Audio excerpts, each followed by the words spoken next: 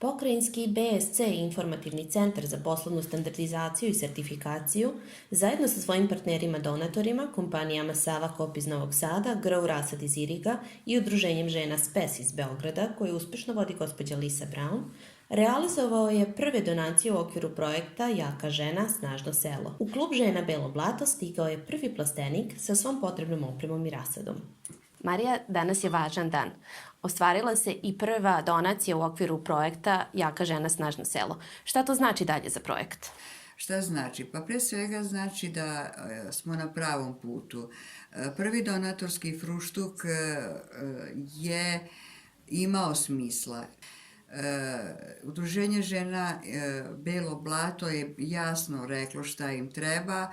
Mi smo na donatorskom fruštuku gosti, potencijalni donatori su prepoznali pre svega potrebu samog udruženja, a zatim i njihove mogućnosti da mogu da se uključe.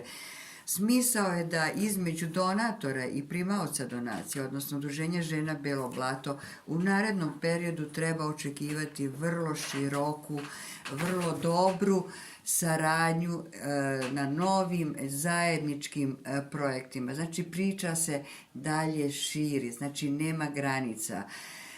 Belo Blato će biti primer dobre prakse, primer kako treba u jednom malom selu zapravo okupiti sve one važne, okupiti celo selo, znači i omladinu, i školsku decu, i direktora škole, i predsjednika mesne zajednice i naravno sve žene, svih generacija, to neodustajanje i naravno znaju one, ajde nije sad biznis plan taj koji će rešiti problem, ali oni prosto imaju viziju šta žele da rade i kako žele to da urade. Dragi donatori, ne pričamo priče radi priče, nego radi želje da pomognemo tamo gde je pomoć potrebna i da se te žene osamostale i da budu ta udruženja samoodrživa, da ne zavise ni od mesne zajednice, ni od pokrajine, ni od republike, nego da mogu same da finansiraju svoju delatnost. Kako se kompanija Sava Kop odlučila da učestvuje na donatorskom fruštuku koji je organizovao BSC centar?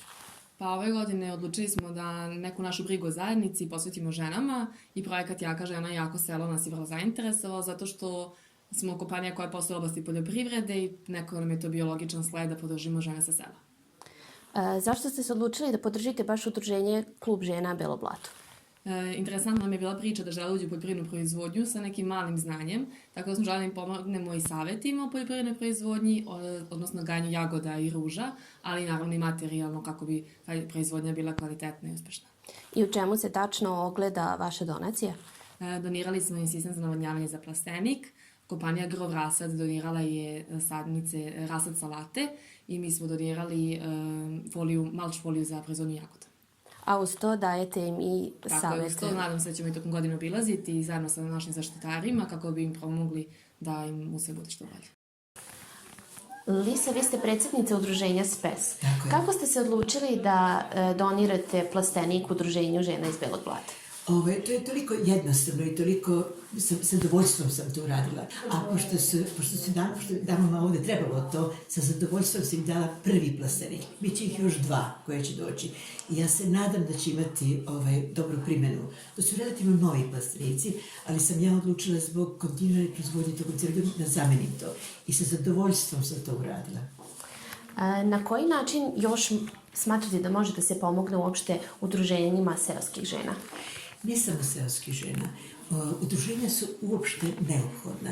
Ne možemo bez toga, bez razmene mišljenja, znanja, iskustva i resursa. Nema napretka. Ovo je jako dobra ideja što se dame odlučile da se udruže. Da li vi i vaše udruženje vidite još neku ulogu u projektu Jaka žena, snažno selo? Apsolutno. Postoje ogromne mogućnosti za organizovanje raznih festivala gdje ćemo dovesti ljude iz cele... Svako od nas ima gomilu poznanika i prijatelja koji ćemo dovesti da uživaju u divnoj prirodi, da kupuju proizvode koji se ovdje stvaraju, ali pre svega, to je samo početak. Ako ljudi dođu, svide im se ono što vide, oni će nastaviti saradnju. Nastavit će sa dogovorima o kupovini i proizvodnji dalje. Na koji način će ova donacija doprineti razvoju vašeg udruženja pre svega? Ova donacija će nam doneti mnogo šta, nove ideje, nove primanja preko rada. Znači svaki rad ima i svoju cenu, ali verujem da ova donacija će doprineti da selo malo oživi, oni koji su ostali, a isto tako imam jednu lepu ideju koju imam podmladak od 12 devojčica i dečaka. Segment po segment mogli doći do cilja da bi zamenilo život u selu lepšim nego u gradu.